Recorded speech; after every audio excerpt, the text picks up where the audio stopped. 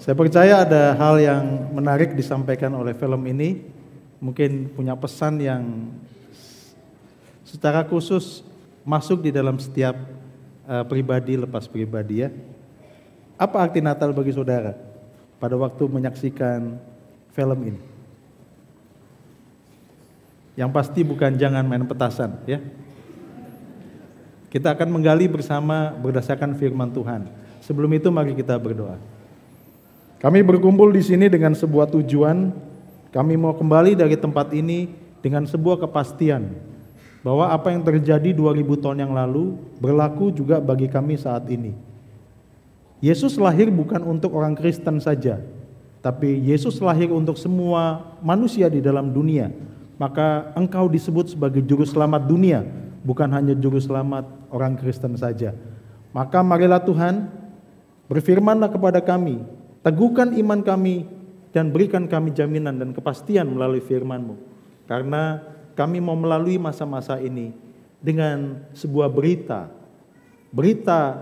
yang masih berkumandang sejak dulu, sekarang dan sampai selamanya, bahwa Engkau adalah juru selamat yang lahir bagi setiap kami. Di dalam nama Tuhan Yesus kami berdoa. Amin. Saudara-saudara, semua yang ditayangkan tadi mengkerucut kepada ayat ini.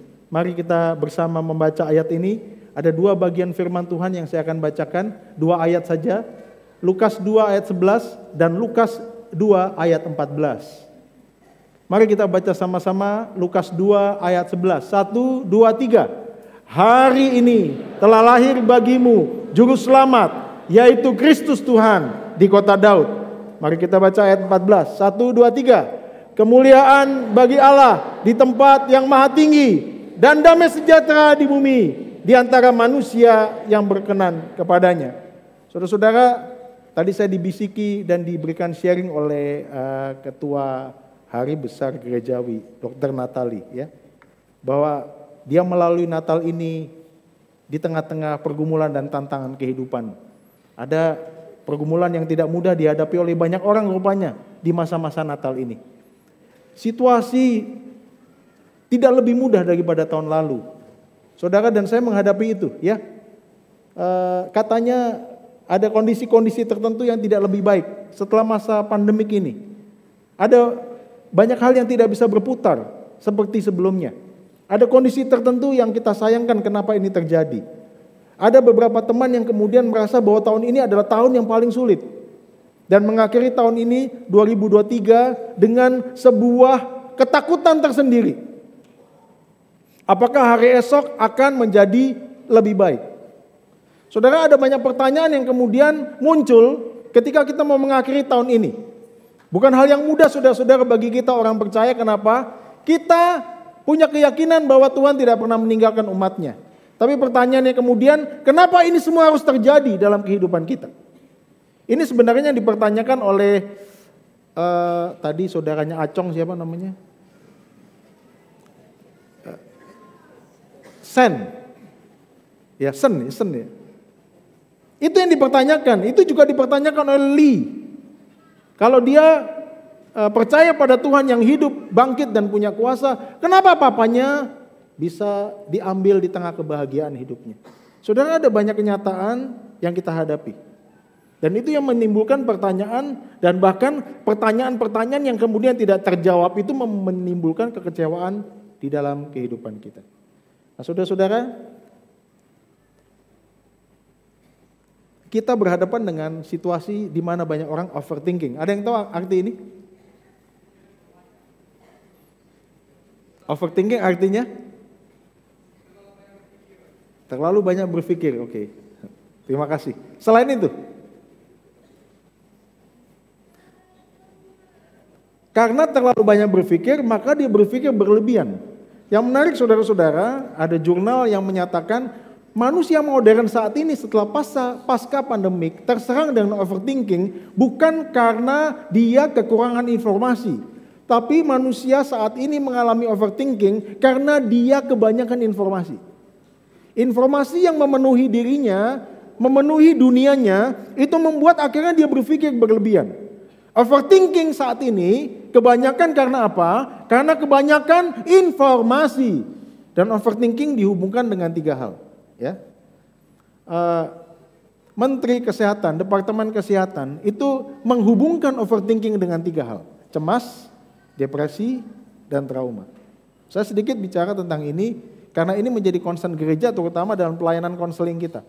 Saya berhadapan dengan banyak jemaat yang mengalami 3 hal ini di dalam pelayanan konseling yang kami layani. Dan mungkin saudara-saudara hamba-hamba Tuhan di sini juga mengalami hal yang sama. Saudara-saudara, apa itu cemas? Cemas adalah overthinking yang terkait dengan masa depan. Orang berpikir berlebihan tentang masa depan, akhirnya dia mengalami kecemasan.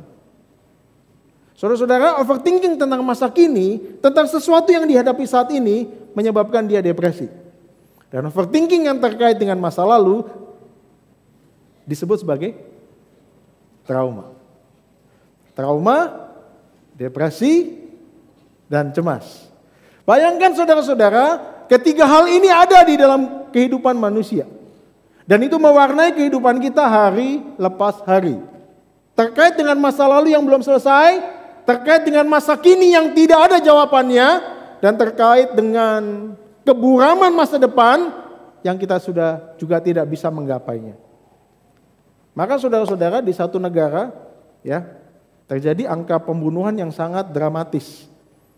Dan yang menarik sekali, negara ini adalah negara yang sekarang sangat diminati dramanya. Namanya? Kok tahu? Kojimi. Nonton ya? Saudara-saudara, saya ketemu sama anak murid kami yang kuliah di Korea. Waktu dia datang ke Indonesia, saya bertanya satu hal yang simpel. Wah, kamu di Korea pasti tiap hari nonton drama Korea. Dia bilang begini, setelah 3 bulan saya di Korea, saya tidak nonton drama Korea lagi. Saya tanya, why? Kenapa? Saudara tahu jawabannya? Apa? Overthinking. Good. Gini jawabannya, berkaitan dengan overthinking. Pada waktu saya di Korea selama 3 bulan, bersama-sama dengan orang Korea, hidup langsung dengan orang Korea. Saya tidak lagi berminat nonton drama Korea. Karena apa? Kehidupan mereka lebih dramatis daripada dramanya. Apa artinya? Saudara-saudara, drama itu sebenarnya terkait dengan kenyataan, betul? Tapi pertanyaannya, yang engkau hadapi di dalam kenyataan dengan drama yang engkau saksikan, itu lebih dramatis mana? Saudara-saudara sekalian, kita ada di dalam sebuah situasi di mana tantangan hidup ini tidak mudah. Apa yang engkau lihat, itu bisa menghancurkan mentalmu. Itu bisa menghancurkan pikiranmu. Overthinking itu sesuatu yang sangat normal di tengah-tengah dunia yang penuh dengan gejolak ini. Saudara-saudara, maka negara ini kenapa disebut sebagai negara tingkat bunuh dirinya yang paling tinggi? Ada satu artikel jurnal tentang kesehatan mental masyarakat Korea tahun 2021 ya, di dalam masa pandemik. Rupanya angka bunuh diri itu mulai menurun ke usia-usia 15, 14, dan 13 tahun. Rupanya angka-angka ini juga terserang dengan penyakit yang sama dengan orang-orang dewasa, yaitu depresi. Ya, maka ada jurnal yang mengatakan begini, life in 4 seconds. Ya. Kenapa 4 seconds? Saudara tahu 4 seconds? 4 seconds ini hitungan seseorang mengakhiri hidupnya ketika dia lompat dari towers. 1, 2, 3, 4. Life in 4 seconds. Kalau di Indonesia, di Surabaya mungkin lebih dari 4 detik karena lompat itu kesangkut sama tiang listrik. Ya. Ada pohon-pohon ya, jadi mungkin nyantol dulu baru jatuh. Mungkin di Manado lebih cepat ya daripada di Surabaya. Tapi maksudnya saudara-saudara, hidup bisa gampang diakhiri. ketika kita ada di dalam kehampaan. Sun sedang menampilkan kehampaan. Dan rupanya Natal yang penuh dengan kemewahan, penuh dengan pesta pora, itu tidak bisa menjawab kehampaan. Menarik ya? Tetapi yang repot adalah kekristenan terus melakukan itu. Terus terjebak di dalam kemewahan dan kemeriahannya itu tanpa mengerti maknanya. Sedangkan saudara-saudara, dunia ini sedang menanti jawaban. Kekristenan ada di dalam sebuah pesta pora yang memisahkan dirinya dari dunia. Saudara menyadari itu? Saudara menyadari bahwa dunia ini sedang membutuhkan jawaban. Sun itu merepresentasikan dunia yang sebenarnya membutuhkan jawaban. Tetapi saudara-saudara sekalian, kita cenderung asik dengan apa? Asik dengan kemewahan dan kemeriahan kita, tanpa kita menyadari satu misi untuk hadir dan menjawab pergumulan yang ada di dalam dunia ini. Maka saudara-saudara, baik cemas, depresi, dan trauma itu melahirkan satu penyakit atau toksik yang lain, yaitu demotivasi. Tadi siapa? Lee ini kepanjangan siapa ya? Lia ya, Lee ini mengalami demotivasi dalam menjalani hidup ini. Dia tidak punya tujuan lagi untuk jalani hidup. Apalagi ketika dia makin sensitif, mengalami penolakan di dalam hidupnya ketika teman-temannya mau datang ke gereja untuk melayani di hari Natal. Ada penolakan. Saudara-saudara sekalian, banyak orang mengalami demotivasi. Bayangkan, overthinking menyebabkan kecemasan, depresi, dan traumatik, dan menghasilkan demotivasi dalam menjalani hidup ini, dan Natal itu makin menjauh. Makna Natal makin menjauh. Dan yang repot adalah kekristenan itu menjauhkan Natal dari kehidupan manusia. Dan itu dilakukan oleh banyak gereja.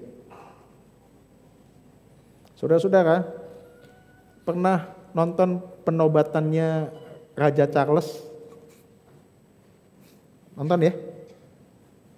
Wah, itu agung ya, sangat agung. Dia masuk ke gereja ada koordinasi ya, pelantikan dia. Lalu dia berdiri di balkon. Ingat? Ya, waktu nonton itu saya di sebelah saya istri saya. Oh, dia senang sekali dengan suasana itu ya. Tapi sebenarnya terus terang saya nggak suka ya. Terutama sama wanita yang di sebelahnya Charles itu loh, yang gini-gini. Siapa namanya? Pendeta? Itu ya itulah ya.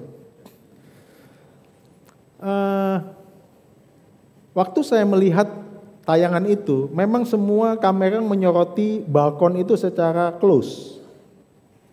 Tetapi ada satu momentum yang kemudian menarik bagi saya adalah diambil dari sisi samping. Itu saya menangkap sebuah gambaran balkon ini begitu tinggi dan begitu jauh berjarak dari rakyat yang berkumpul di alun-alun. Saudara-saudara sekalian, ini gambaran dari kolonial. Bahwa raja itu sangat jauh dari kehidupan umatnya. Dan ada terpisah terlalu jauh dan banyak batasan-batasan. Saudara-saudara sekalian, Yesus datang ke dalam dunia ini sebagai Raja sorga, Raja di atas segala raja, datang itu hadir. Mengambil rupa seorang hamba dan ada di tengah-tengah manusia. Dia bukan ingin membatasi dan membuat perbedaan. Dia membangun jembatan. Tetapi masalah yang terbesar adalah saudara-saudara, seringkali kekristenan dan gereja itu menjauhkan Yesus dari dunia. Dengan apa? Dengan kemeriahannya. Dengan apa? Dengan kemewahannya. Maka satu tanda dari Kristus adalah ketika dia hadir dengan kesahajaan atau kesederhanaan. Untuk turun menjangkau manusia hadir di tengah-tengah pergumulan kita, mendengarkan doa kita, dan selalu setia bersama dengan kita. Saudara, pesan ini penting untuk kita sebarkan. Bahwa Tuhan Yesus bukan lahir 2000 tahun lalu saja, tetapi dia hadir dalam kehidupan saudara sekarang ini. Maka pesan firman Tuhan sangat jelas. Hari ini telah lahir bagimu. Pesan ini diberitakan oleh para gembala. Hari ini, saudara-saudara, hari ini bicara tentang now. Saat ini, saudara-saudara, kehadiran Yesus itu nyata bagi kehidupan manusia di tengah-tengah pergumulannya. Oleh karena itu, apapun masalah saudara,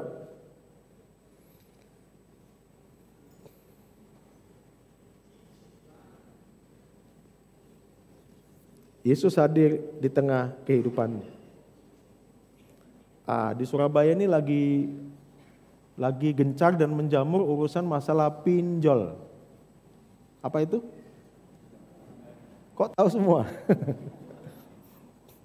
Kami sampai buat tim khusus untuk nangani jemaat yang kena pinjol. Wah, itu bayangkan rapat majelis salah satunya topiknya adalah pinjol.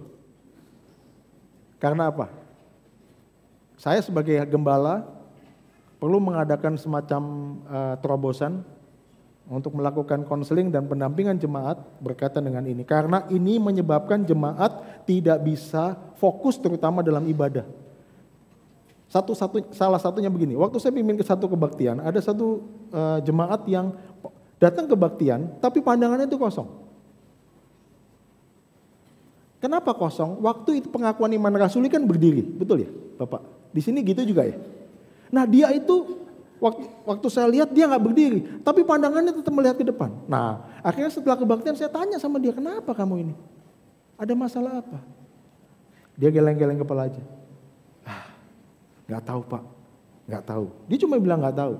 Oke, kalau kamu ada masalah nanti WA saya, kalau nggak bisa bicara sekarang. Akhirnya dia WA saya. Pak, saya sudah nggak tahu lagi bagaimana cara ngatasi ini. Apa masalahmu? Pinjol. Nah, khotbah berikutnya saudara, minggu berikutnya saya khotbah tentang pinjol, khusus pinjol. Dan saya menantang kalau ada jemaat yang punya pergumulan ini, kita tolong tunggu sebentar di konsistori, kami akan doakan bersama. Saudara tahu, pada saat itu ya tertangkap 27 jemaat, tunggu sebentar untuk didoakan urusan. Kalau mungkin saat ini saya adakan tantangan yang sama, tidak ada yang mau didoakan ya. Karena tidak ada yang ngaku ya. Tapi saudara, ini masalah serius. Saya kenapa catat itu cicilan atau pinjol? Karena ini membuat orang jadi kemana-mana pikirannya. Nggak fokus datang kebaktian. Tidak bisa mengerjakan segala sesuatu. Mengalami rongrongan karena ketakutan debt collector datang. Datang kebaktian badannya. Tapi dia tidak pernah bisa konsentrasi untuk nyanyi, pengakuan iman, apalagi dengar firman. Saudara, ada banyak pergumulan yang kita hadapi. Ya, tetapi message pada kesempatan ini, seperti yang tadi diberitakan oleh film tadi. Lee itu mengalami fatigue. Tahu fatigue artinya? Fatigue artinya ketika orang bertubi-tubi mengalami masalah yang sama terus menerus, dia mengalami fatigue. Fatigue itu artinya apa? Kelelahan.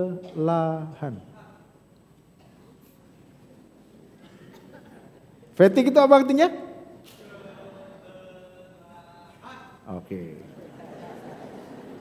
Oke. Sekarang coba tanya kiri kanan saudara ya. Anda mengalami kelelahan? Atau suami tanya sama istrinya, apa lelah menikah sama saya? Gitu tanya. Apa lelah ketemu saya? Saudara gini, kalau saudara mengalami kelelahan, hal yang positif adalah itu indikasi bahwa saudara masih normal.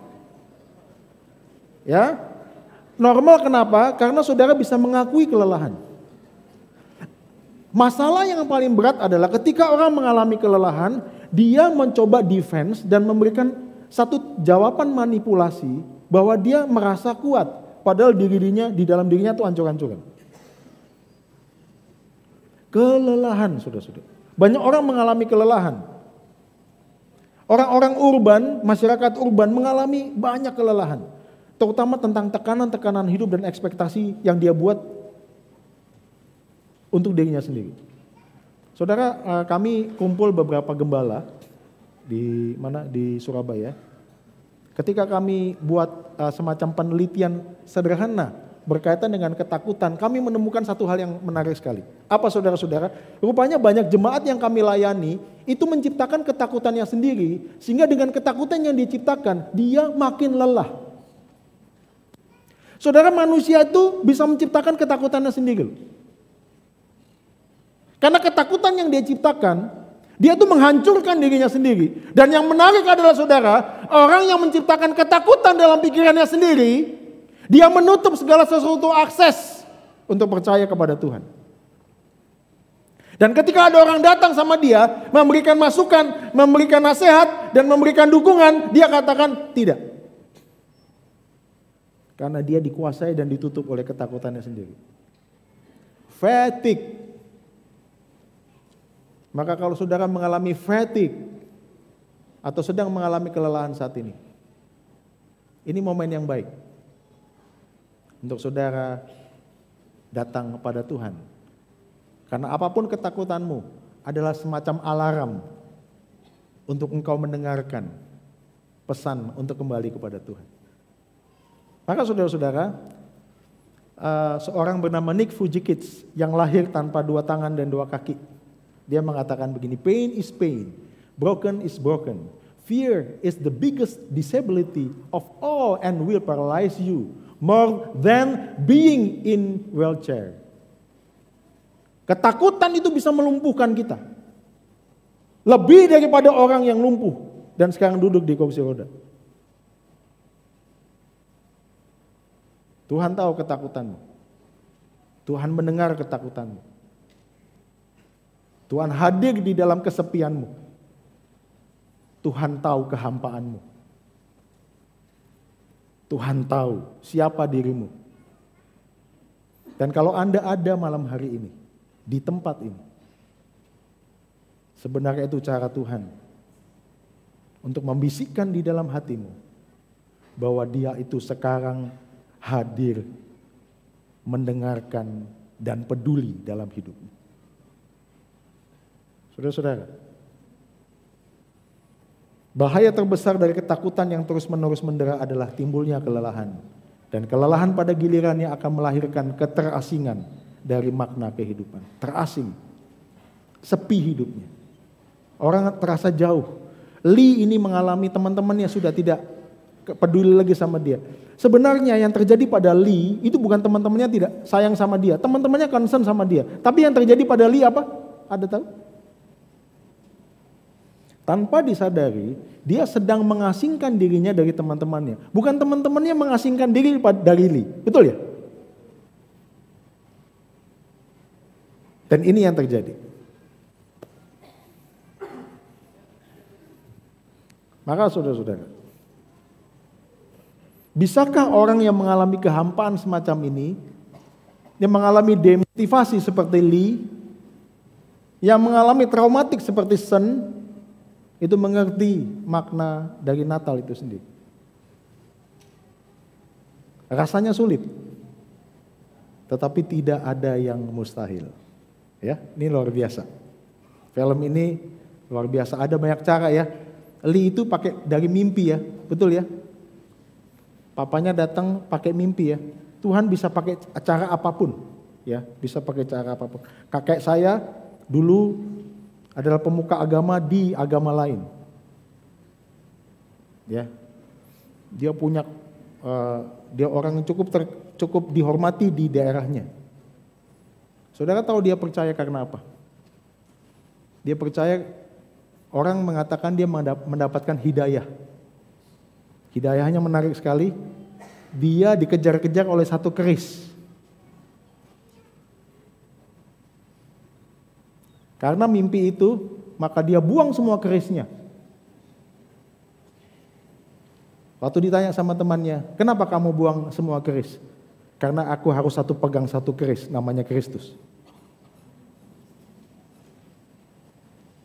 Luar biasa, cara Tuhan luar biasa. Dan dia adalah seseorang, waktu saya datang ke makamnya adalah satu-satunya yang dipasang salib di sana. Setelah dia meninggal saat itu, 20 tahun kemudian, tidak ada orang Kristen. Tidak ada orang percaya. Selama 20 tahun. Tapi yang namanya benih Injil tidak akan kembali dengan sia-sia. Setelah itu saudara, beberapa waktu kemudian, 20 tahun setelah kakek saya ini meninggal, sekarang setengah dari kuburan di situ ada pakai salib. Itu karena kemurahan Tuhan. Jawabannya, tidak ada yang bisa menghalangi Tuhan itu hadir dimanapun. Kekerasan hati manusia tidak sanggup menahan kasih Tuhan untuk menerobos hidup seseorang. Gak ada. Saudara. Kalau engkau mengeraskan hatimu, saudara tahu Allah punya cara untuk kerja lebih keras untuk menerobos hatimu.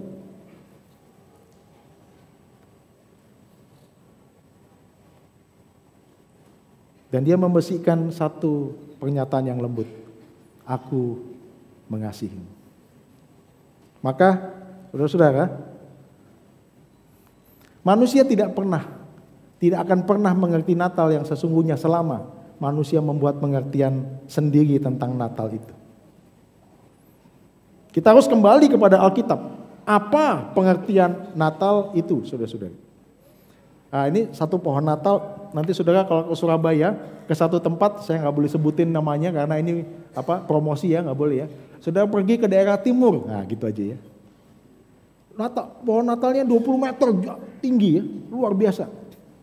Dan semua orang mau foto di sana, yang mengaku Kristen dan bukan Kristen. Sepanjang saya antri, omongan obrolan di antrian itu macam-macam saudara-saudara ya. Pak, Mama mau foto di sana, nanti Santa Clausnya marah. Mama mau foto di sana. Loh, kita ini bukan orang Kristen, nggak apa-apa, ini kan cuma foto. Jadi sepanjang antri itu ada satu orang mama dan anak ribut karena apa? Anaknya mau foto, tapi mamanya protes karena apa? Dia bukan orang Kristen. Saudara akhirnya jatuh kepada sebuah superficial atau permukaan bahwa kekristenan itu identik dengan pohon Natal. Padahal ada makna yang jauh lebih dalam daripada itu.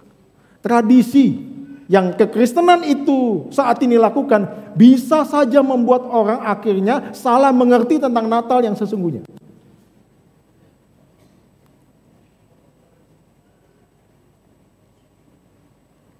Maka tidak ada kata lain dari Natal. Tetap pesan Lukas itu dikumandangkan bahwa Natal itu bicara tentang juru selamat. Maka saudara, juru selamat ini terkait dengan 3 tema. 1, berkenan. 2, damai sejahtera. Dan 3, kemuliaan. Saudara, apa artinya berkenan? Saudara-saudara, tidak semua orang yang bisa masuk rumahmu. Kalau engkau tidak berkenan, orang ini masuk rumahmu, betul?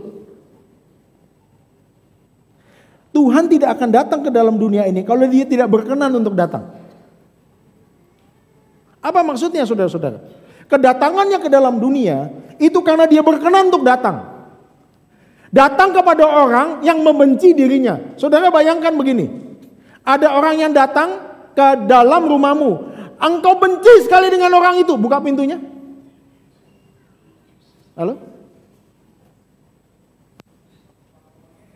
Acong masuk ke rumahnya Sen, ya dibukakan karena apa? Acong saudaranya, hai bro, ya, pakai topi lagi, ya. Luar biasa. Mana sih bapak yang tadi mainkan? Bagusan pakai topi daripada lepas topinya pak. Mana? Oh, malam Pak Acong ya. Mestinya terus pakai topi ya. Saudara bayangkan, saudara kedatangan orang yang saudara tidak berkenan. Orang ini melukaimu, orang ini sudah tipumu bolak-balik. Engkau pasti gak akan bukain itu pintu, karena engkau tidak berkenan. Tuhan berkenan, maka dia datang ke dalam dunia ini dan memberikan damai sejahtera. Ini sesuatu hal yang penting dan mendasar, saudara-saudara. Maka saya simpulkan begini.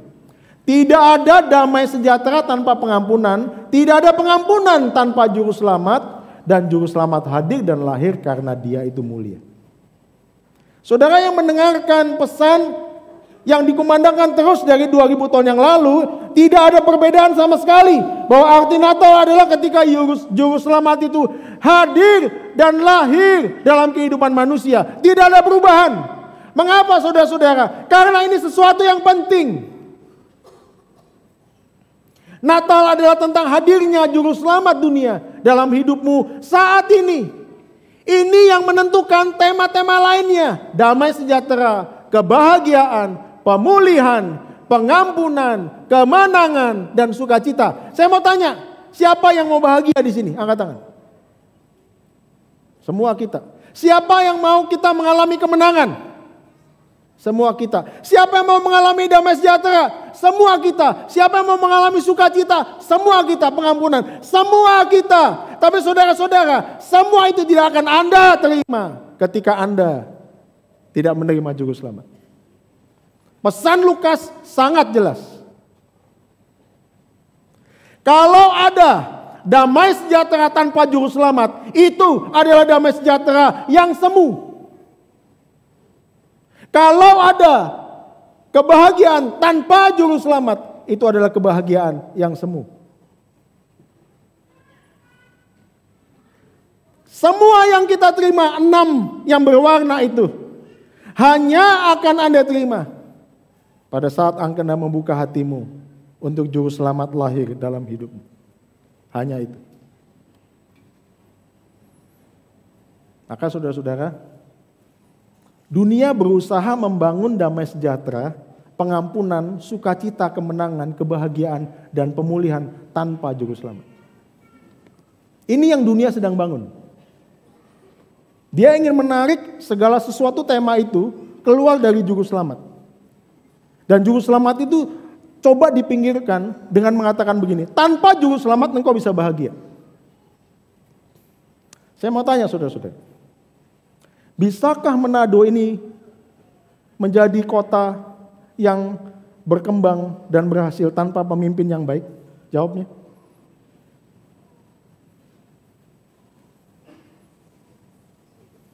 Bisakah Sulawesi Utara ini menjadi provinsi yang dibangun di dalam hukum dan jalur di mana semua masyarakatnya bisa sejahtera tanpa pemimpin yang baik? Tidak bisa. Bisakah Indonesia ini kemudian maju tahun berapa tuh 2000 berapa 45 tanpa pemimpin yang berdedikasi dan setia pada kebenaran? Bisa? Hal yang sama saudara-saudara, dunia ini tidak akan mungkin terima dapat sukacita, damai sejahtera, bahagia tanpa juru selamat. Logika sederhana. Logika sederhana. Maka kenapa juru selamat itu penting bagi dunia ini? Karena hanya dengan juru selamat, dunia ini bisa membangun kesejahteraan dan kebahagiaan yang sejati. Amin. Coba kasih tahu kiri kananmu ya. Sudahkah juru selamat hadir dalam hatimu? Tanya kiri kanan.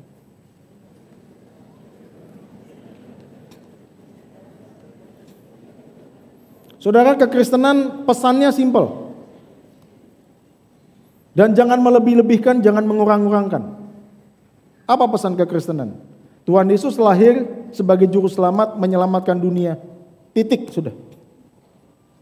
Gak usah diputar-putar, gak usah ditambah-tambahin. Karena itu pesan yang penting. Tanpa juru selamat semua tidak ada.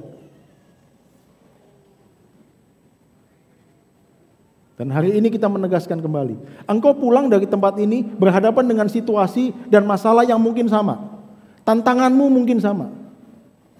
tahun depan mungkin akan mengalami masalah yang lebih berat. Tapi ketika engkau yakin engkau bersama dengan Juru Selamat, maka engkau yakin dan percaya bahwa engkau bisa menghadapi semuanya. Maka saudara-saudara, kata Juru Selamat itu bukan bicara saja tentang keselamatan jiwa masuk surga.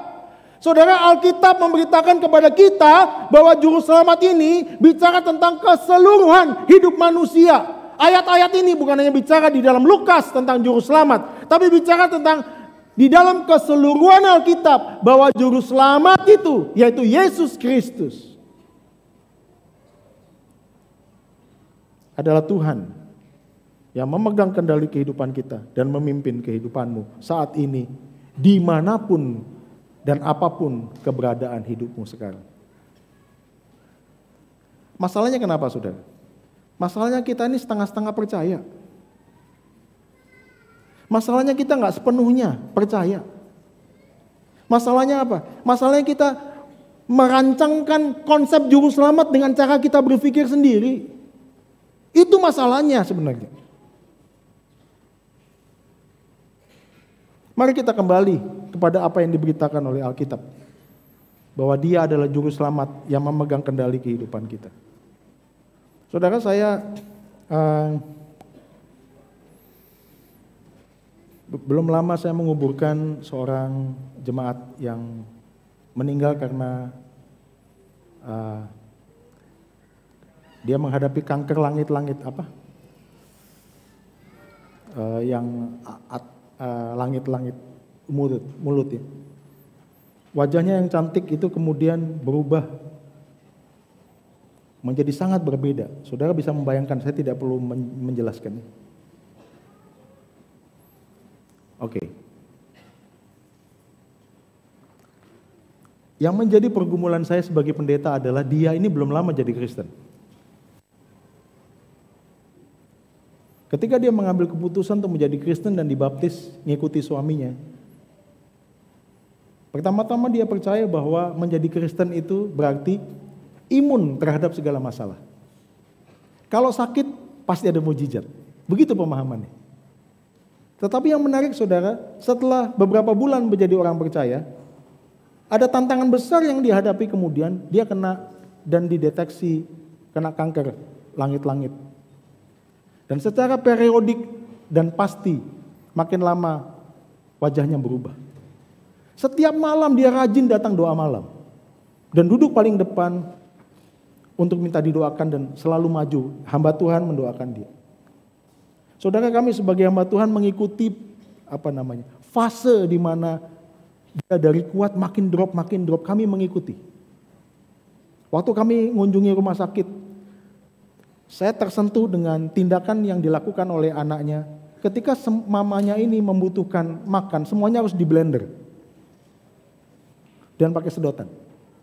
Akhirnya kalau nggak bisa pakai sedotan, sonde terakhir. Dan anaknya yang menghaluskan semuanya itu. Saudara, saya bertanya kepada Tuhan, Tuhan, kenapa Engkau izinkan situasi ini terjadi? Padahal ini secara skema, dia ini masih orang rohani bayi. Kenapa Tuhan? Itu pertanyaan saya sebagai gembala. Kenapa Tuhan kau izinkan? Hamba Tuhan kumpul waktu di rumah sakit. Kami bergandengan tangan. Tuhan, kalau Engkau mau menyatakan mujizat, kami percaya Engkau nyatakan itu. Tapi kalau Tuhan tidak melakukan itu, tolong berikan kami hikmat untuk mengerti maksud-Mu. Saudara, akhirnya ibu ini dipanggil oleh Tuhan. Di kebaktian tutup peti, suaminya bersaksi. Saudara, sebenarnya waktu saya pimpin kebaktian tutup peti itu, saya antara siap dan enggak siap karena pertanyaan itu menggaung dalam diri saya. Tapi waktu suaminya bersaksi setelah firman Tuhan, dia ngomong begini.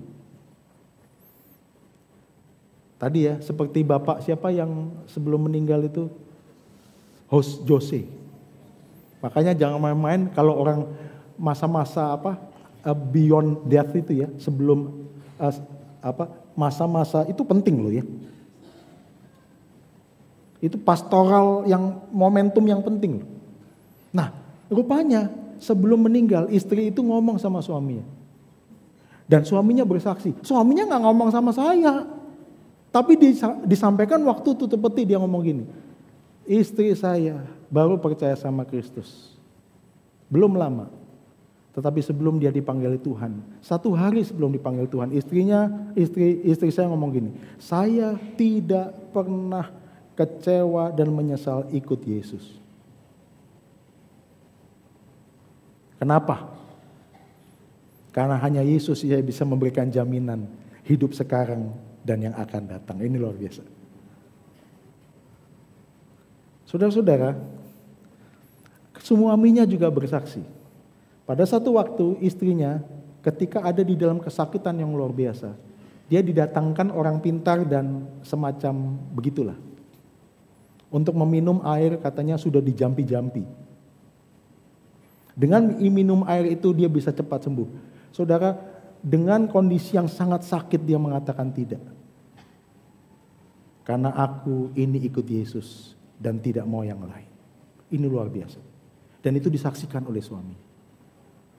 Saudara-saudara, ada satu engku dari ibu ini. Yang marah-marah karena apa? Dia merasa bahwa orang ini kena kutuk. Karena jadi Kristen dia kena kutuk. Maka dia dapat penyakit begitu. Saudara, ada yang pernah mengatakan itu kepada saudara ketika engkau jadi Kristen, terus ada sesuatu yang terjadi dalam hidupmu dan ada orang yang kenal sama kamu mengatakan gini, makanya ini kutuk. Ada yang mengatakan begitu? Pernah?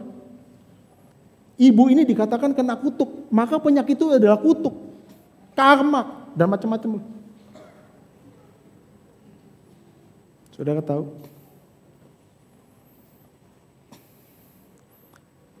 Sembilan bulan setelah semua kejadian itu selesai, engku itu datang sama saya. Engkunya ini loh, engku ini bukan orang Kristen. Dia datang sama saya dan nelpon kantor gereja bilang, mau ketemu Pendeta Sandi. Saudara, saya ingat sekali engku ini, karena engku ini marah-marah di depan saya. Karena saya dikatakan saya itu menyebabkan orang ini, ibu ini jadi Kristen. Jadi marah-marah, jadi gini, ngomongnya ke ponaannya, tapi sebenarnya dia sedang ngomong-ngomong sama saya. Saudara pernah merasa begitu? Ya, istrimu ngomong sama pembantu, padahal dia marah-marah sama kamu. Pernah gitu, Pak Jimmy? Istrimu marahin sopir, padahal sebenarnya yang ditujukan marahnya ini kepada suaminya. Pernah? Seperti itu perasaannya. Engkau ini marah-marah sama ponaannya, sebenarnya dia marah-marah sama saya. Tapi 9 bulan kemudian dia datang menemui saya dan bilang gini, Pak, tolong sekarang kasih tahu sama saya dan ceritakan kepada saya Tuhan seperti apa yang ponaan saya itu percayai. Saya rada ketar-ketir, saudara. Karena apa? Saya tidak tahu motifnya dia. Saya bertanya, maksudnya apa? Saya mau percaya sama Tuhan seperti ponaan saya. Saya jadi, bukannya dulu dia kecewa. Dia ngomong satu hal yang penting. Saya mau percaya sama Tuhan yang ponaan saya percaya. Karena menurut saya, Tuhan yang ponaan saya percaya adalah Tuhan yang luar biasa. Kenapa? Walaupun ponaan saya sakit, sampai mati seperti itu, dia tetap percaya sama Tuhan itu. Pertanyaan saya adalah, apa yang Tuhan itu berikan pada ponaan saya sehingga ponaan saya tetap percaya walaupun sakit?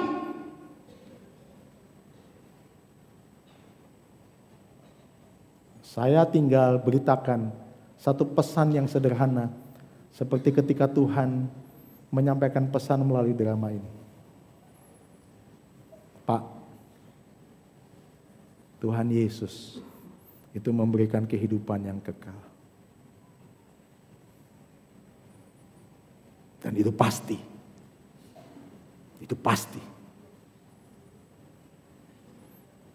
Dan saudara-saudara, Tuhan Yesus kasih kepastian, bukan keraguan. Amin. Kasih tahu kiri kananmu, salami dia. Yesus itu kepastian, ya. Bukan keraguan. Dia nggak pernah bilang moga-moga masuk surga, nggak ada. Dia kasih kepastian dalam hidupmu. Kalau dia berjanji, Dia memberikan jaminan dirinya sendiri. Kenapa pasti? Karena dia memberikan jaminan bukan orang lain, bukan siapapun, tapi dirinya sendiri. Akulah jalan, kebenaran, dan hidup. Barang siapa yang mau datang kepada Bapa, ya, jaminan.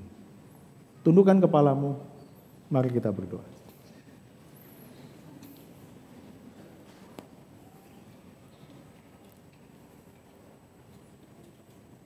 Saya tidak tahu, saudara-saudara, apa arti Natal dalam hidupmu di tengah pergumulan hidupmu saat ini. Mungkin ada banyak pertanyaan yang kau ajukan kepada Tuhan, yang engkau merasa tidak terjawab. Atau saat ini, engkau sedang mengalami kehampaan, seperti yang diperankan oleh tokoh Sen di dalam film ini. Atau engkau sedang mengalami kemarahan, kekecewaan, seperti yang diperankan oleh tokoh Lee dalam film tadi.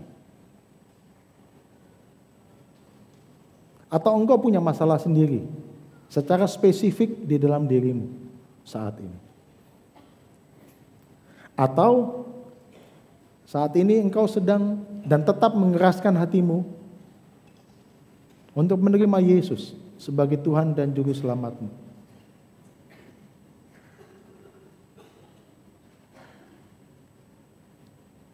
Malam ini adalah sekali lagi Tuhan hadir memberikan pesan melalui firman-Nya. Tuhan Yesus hadir, lahir untuk menyatakan cintanya kepadamu masing-masing. Dia tidak pernah jauh dari kehidupanmu, saudara-saudara. Kalau dia jauh, dia gak akan datang ke dalam dunia ini. Dia biarkan kita binasa. Dia biarkan kita untuk masuk neraka. Dia biarkan kita hancur tanpa ada juru selamat. Tapi yang dia lakukan adalah dia datang ke dalam dunia ini. Dan saudara tahu ketika dia datang ke dalam dunia ini mengambil rupa hamba, ada resiko dan konsekuensi dia mati di kayu salib untuk menebus segala dosa kita. Tapi dia jalani semua itu karena memang dia kerja secara total, habis-habisan untuk menyelamatkanmu, orang-orang berdosa. Maka saat ini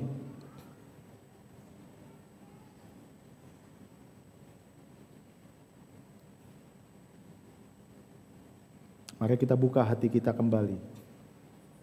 Di tengah kelelahanmu, kesendirianmu, kemarahanmu, kehampaanmu, bukalah hatimu untuk juru selamatmu.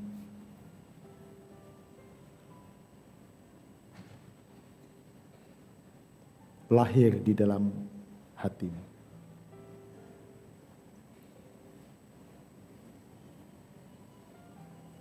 Kita akan bersama mendengarkan pujian untuk menutup perayaan Natal kita sebelum kita mengarahkan hati dan menerima berkat dari Tuhan. Biarlah pujian ini menghantar saudara untuk memasuki kenyataan dengan iman bahwa apapun kenyataan hidupmu itu tidak bisa memisahkanmu dari juru selamat yang lahir dalam hatimu.